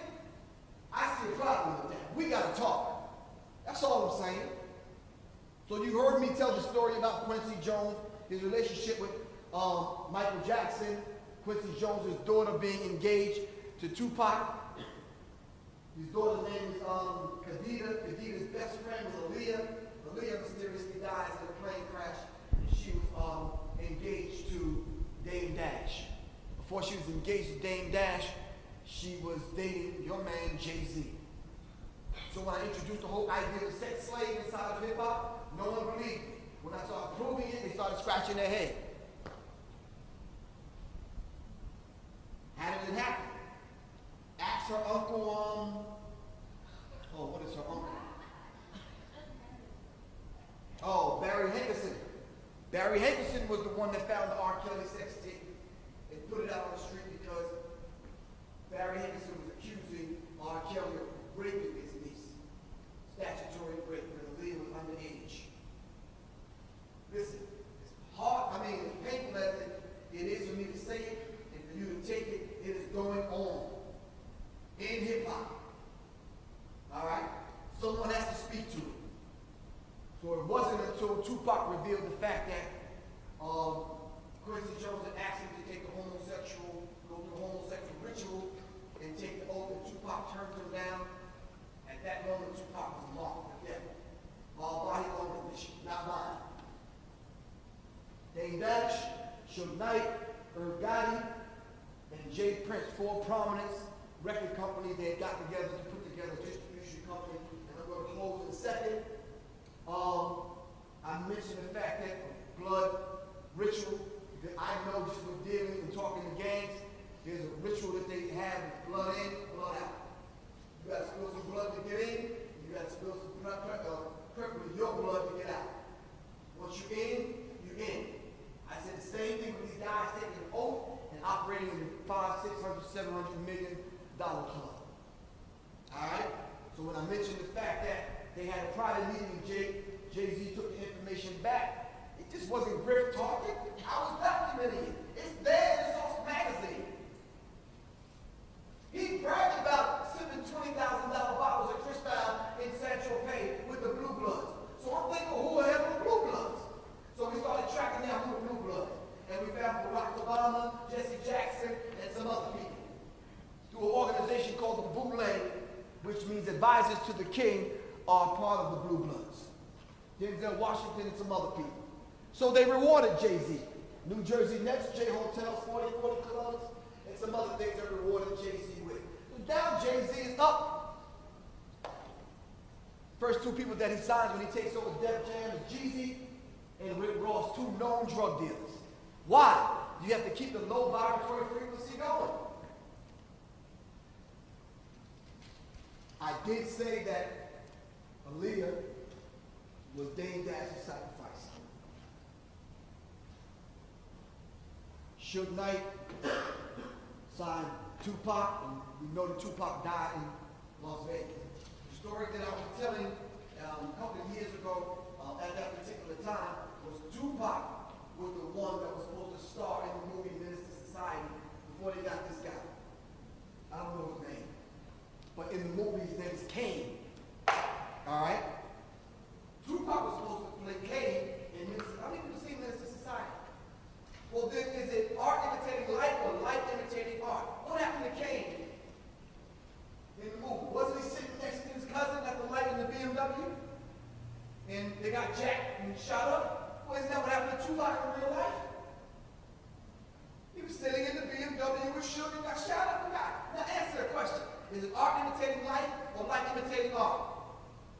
Something strange is going on. Ain't nobody asking no questions but Professor Griff. But for this unvilified, for it talked about and cursed out in magazines and this kind of thing, Tupac already said it, and you can find it on YouTube. Tupac takes the oath or breaks the oath. He knew what he was doing. So another interesting thing, Levi lost her life in South America. Whose label was she signed to? Death Row Records, sure that.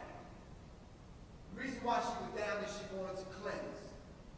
In her cleansing process, she was down in South America with Dr. Sadie and she lost her life. You ever heard the story that was told about how she died?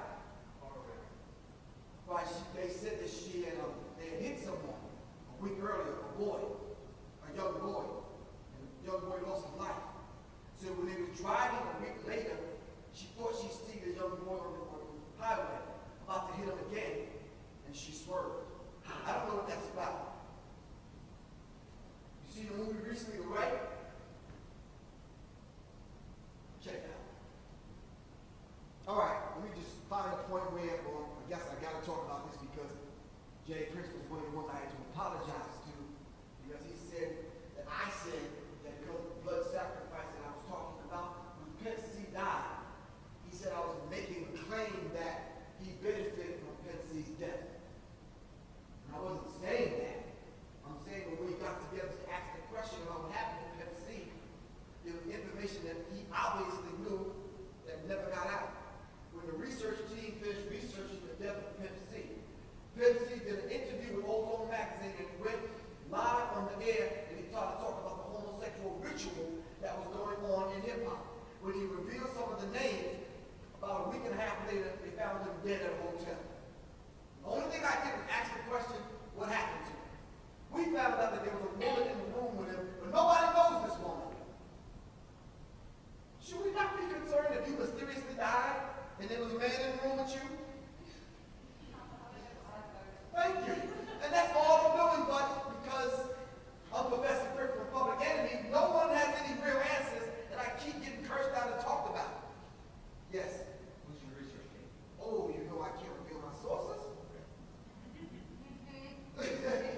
What if I said that on tape? You feel me? Okay. Tape, and then kept on. So, yeah, no, this is, I only have this up here because it's the ritual, though I can't go back, but it's the ritual that I keep seeing in hip-hop now, because in Skull and Bones, they go through homosexual sexual rituals inside the secret society. I'm saying, I know that about the secret society. Why am I seeing it in hip-hop?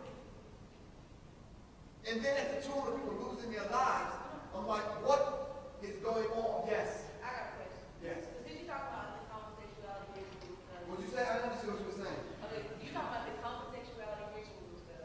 Excuse my language. But you know how Lil Wayne always says we be fucking baby. Yeah. What's that supposed to mean? Well, we probably can't talk about it right here, but you have my email address, right? Right. I can send you that information. It's too in-depth to go into, but it's happening at an alarming rate to the point where I'm having to have private meetings with people to give them information that I can't talk about on the campus. Not that I came and I didn't have to sign a waiver not to talk about certain things with the administration. They didn't put me through that. I'm pulling it back simply because there may be some people in the audience that's sensitive to this kind of material, and we have to respect them. Are you following me? That if I'm not going to talk about it in a way that we need to kind of handle it, then why talk about it at all? But it's actually going on. I see you. You're going to throw a rock at me. Actually, do. Talk to me. What about Kanye West? You can't talk about all this and not talk about it. Well, I did have a piece after I was going to say that members of B2K actually came out on Oprah and spilled the beans about what's really going on in the music industry about the homosexual rituals. So it's just not Professor Griff talking about it. The cat is out of the bag now. I want to show you, I'm trying to find some place to end. The whole liquor thing is about ritual and initiation. Ritual. It seems like every rap artist got to have a liquor album now. Why? Anybody got to have a sex tape? No, a liquor, a sex tape, and cologne.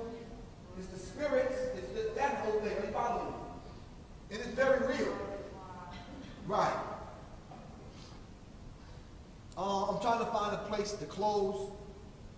You said Kanye West. I truly believe that Kanye West took the oath. Because we're starting to see them inside handshakes. And I did say about Kanye West losing his mom, he did do the song. Number the song 13 on Jay-Z's album, which was Lucifer, Son of the Morning. I said that actually was initiation into the occult. Shortly after that, his mom died on a slab in LA, trying to get some breast augmentation. Yes.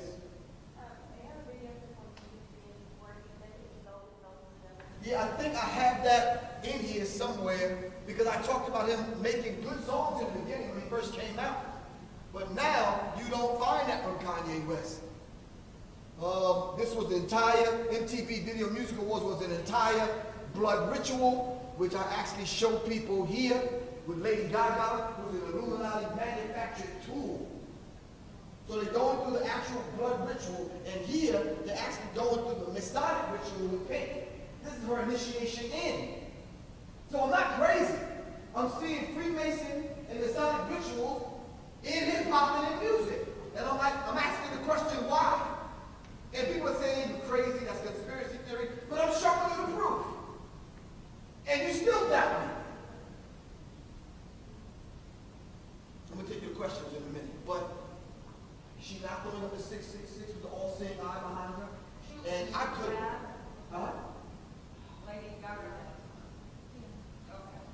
Yeah, this is Lady Gaga on stage.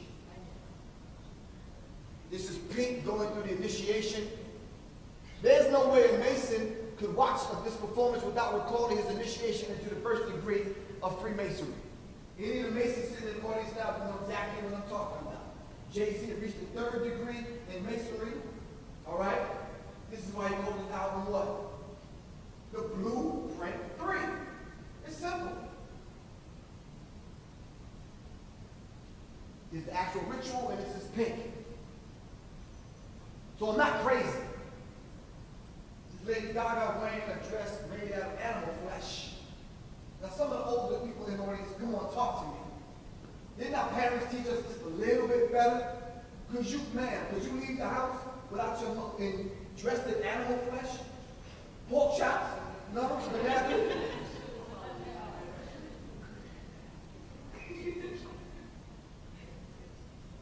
Blueprint 3.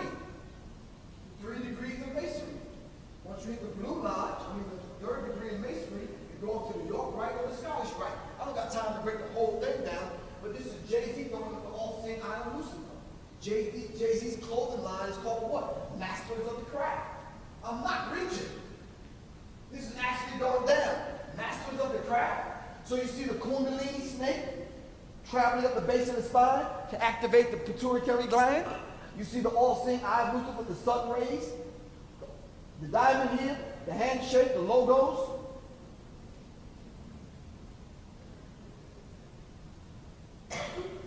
Did we go over that about an hour ago? Yeah.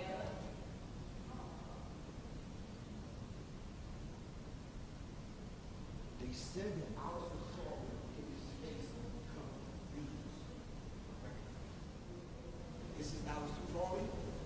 Now let's find him on the Beatles album. Right there. If this guy was a Luciferian and practiced witchcraft and all this other demonic stuff, what is he doing on the cover of Beatles? What is Jay-Z doing wearing a sweatshirt with a quote from Alistair Crowley? Do what thou wilt, which is the whole of the law.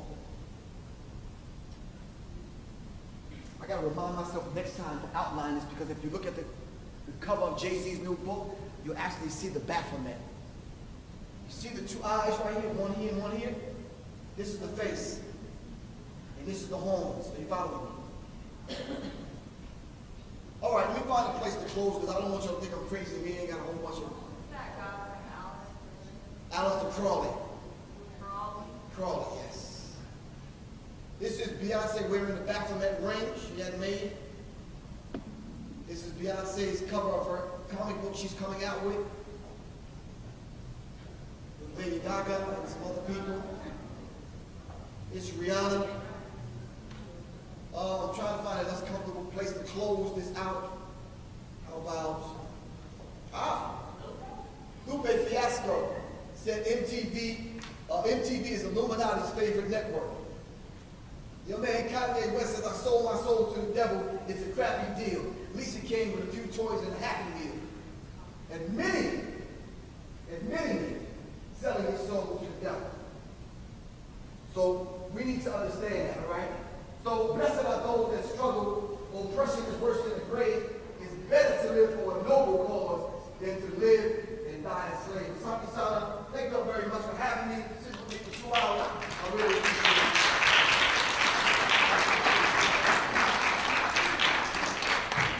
I know it's a hard pill to swallow, but I'm giving it to you as I see it from the inside out. Hit me up. Now listen, adhere to my disclaimer. Don't put any of this on the faculty, the staff, or college. Call Professor Griff directly, all right? The primary goal is to raise the consciousness level and to educate people into what's going on in popular culture, hip-hop, and in black music, all right? Let's not be like this guy, all right? He's